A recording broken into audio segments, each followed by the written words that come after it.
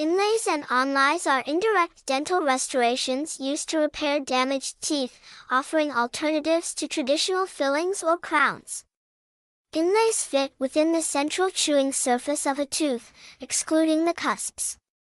Made from materials like porcelain, composite resin, or gold, they are bonded into the cavity, providing a durable, long-lasting solution. Onlays, or partial crowns, are used when damage extends to one or more cusps.